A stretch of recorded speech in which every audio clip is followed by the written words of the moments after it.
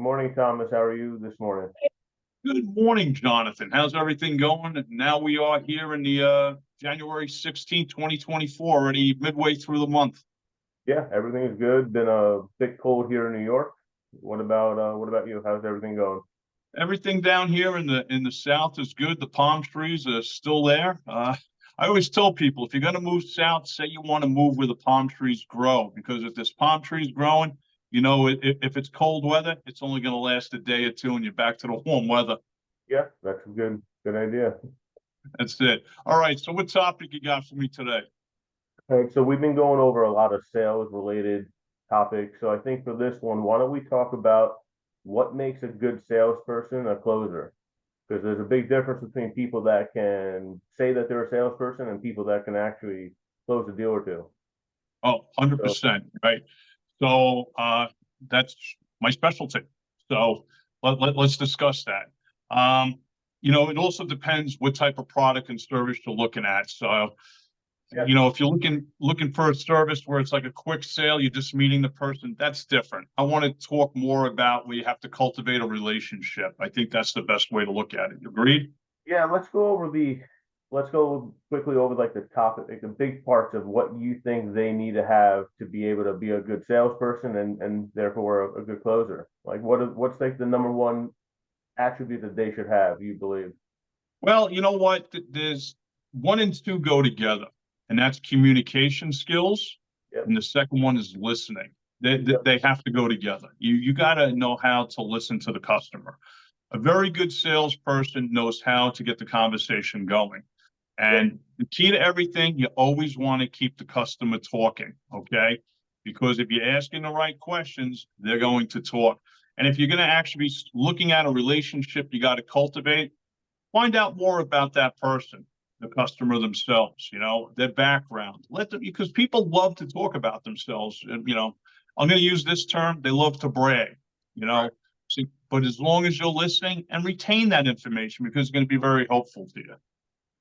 I think it's yeah, I mean, I think that's those are two I would say that's probably the two most important parts that they need to be able to do, understanding what they're looking for, trying to form that instant bond with them, figuring out what they need and what they're looking for, and being able to read the room. A lot. I can't tell you how many times we talk to salespeople and we mirror them, we watch what they're doing, and they're not even paying attention to what their prospect is talking about. They're just trying to read off a list or go down a list in their head about what they want to go over, but it doesn't jive with what the prospect is looking for. So listening to what they're saying, communicating back and forth, have an open, transparent communication back and forth. It's so important, and I think in this day and age more than before, I think it's going out the window a lot of the time. Yeah, I mean, listen, as a salesperson, you're going to have to be informed of the product and have product knowledge. Does it mean you have to know 100%? Absolutely not. If you're really what I call a class A salesperson, you can sell in any single industry at any time and walk in. You just grab a certain amount of knowledge that's going to carry you through. I'm not an IT guy, never have been an IT guy, but I have a little bit of knowledge on it, okay? Enough to get me through. And I never yes a customer to death on anything, because then you're going to lie to them. And then if you bullshit the customer, you're going to lose that trust. Don't do that. Definitely don't do that. You want to have that knowledge and you want to be somewhat informed. And if it's something you don't know, don't be afraid to say, you know what, that's a great question. You know what, let me make a note and let me ask one of our expertise, technology people who can answer that more efficiently, effectively, and honestly to you. And guess what? That customer is actually going to be very impressed that you said that because you're being upfront with them. I think that's a great point. I think so many times people feel like they need to have every answer to every question, and they'll either make it up or they'll just try and shrug it off and just not answer it properly. But I mean, a lot of the salespeople we work with, they come to the point where they're like, you know what, like you said, that's a great question. I don't know that detailed, but let me get the right person that could answer that question for you. Give me a day, give me an hour, and I'll get back to you. And like you said, they'll trust you. They'll really feel better that you were honest with them. So don't ever, you shouldn't ever lie. You shouldn't ever just say whatever you think might be the right answer, or tell the truth. the best way to do it. But All right. So as we're talking about this, because we mentioned what makes a good closer.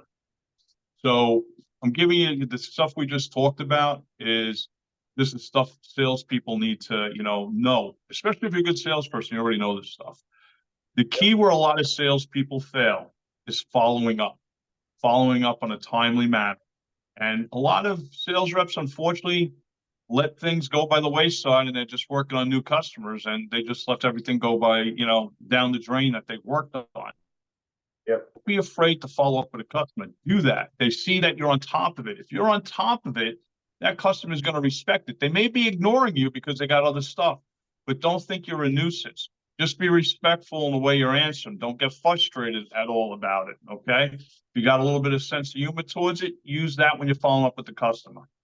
it's a good part to always do when whether it's your first, second, or third meeting or phone call, whatever it may be. Before you get off the phone or before you leave their office, ask them when's a good time for me to follow up. A day, a week, a month, whatever it may be. Try not to be a month, but try to be, a few days or a week or two. Because then you can, when you come back, you can say, listen, we talked last week. You said to come back this week, and you already have the door open for you. And another them, thing, as you're mentioning that, not to interrupt you, yeah, always ask the customer, for their cell phone number, especially in the second and third call. I wouldn't ask in the first, initial conversation, but towards the second, but definitely in the third, ask them for it so you have direct contact. Because, if you're calling people's business extensions, they have caller ID, they may just want to blow you off, let it go to voicemail. So at least you'll be able to text them and they're getting it as well, too. Again, don't want to be a nuisance and a pain in the ass, but you want to show that you're being responsible towards them and following up and want to get their answers. Now, as far as the closing goes, it's asking the right questions, but don't ask, way too many questions because you create an area where you're not going to be able to close. Jump in there, say, hey, listen, I'm meeting your needs. We're going to save you X amount of money, or you're going to be more efficient where you're going to be able to make more money using our product and our services. That's where you have to start doing it, because that also could possibly create more questions for the customer in a positive direction for you on closing them. yeah. I mean, a lot of times people try to get so technical or whatever they're trying to sell. They try and go too much into it, and then they confuse the person. And a confused person never buys. Um, in all areas, and people just need to really, like you said, ask the right questions, listen, right? Listen to what they're saying, so when you come back, you know what to tell them, what they need to know, what they may need to know, but maybe not right away, just because you don't want to confuse them. Mm-hmm. A lot of people have the confidence, they need to have that confidence to be able to, I mean, to tell them what they need to know and to say that we can do this the right way. Don't lie to them. Don't say whatever they want to hear, but have confidence in your team behind you and yourself. Because a lot of people will just say whatever they want to hear. Yeah, we'll get you results. We'll get this to you ASAP. Whether you're selling a piece of furniture that takes 30 days, but they need it in 20, and they say, yeah, we'll get it in 20 days. Or if you're doing marketing and you're saying you're going to get them results right away in 2 months, 1 month, 10 days, you have to be honest and confident with what you say. Yes. And, and to end this conversation, I'm going to leave it at this. Know that customer that you're dealing with and treat them right and correctly, because what is the biggest advantage to getting more sales? Word of mouth advertising. So if you treat that customer correctly and do right by them, they're going to recommend you to other people. And don't be afraid to ask it. Hey, listen, as it's been in insurance sales for years, they always, when they close a deal, hey, listen, do you have at least 5 people you can refer me to with their contact information?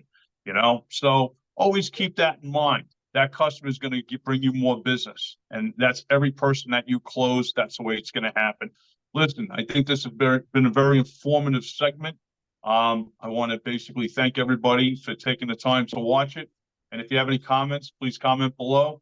And I ask you if you could subscribe. If you already haven't, please subscribe and hit that like button. Thanks very much. Have a great day. Take care, everyone.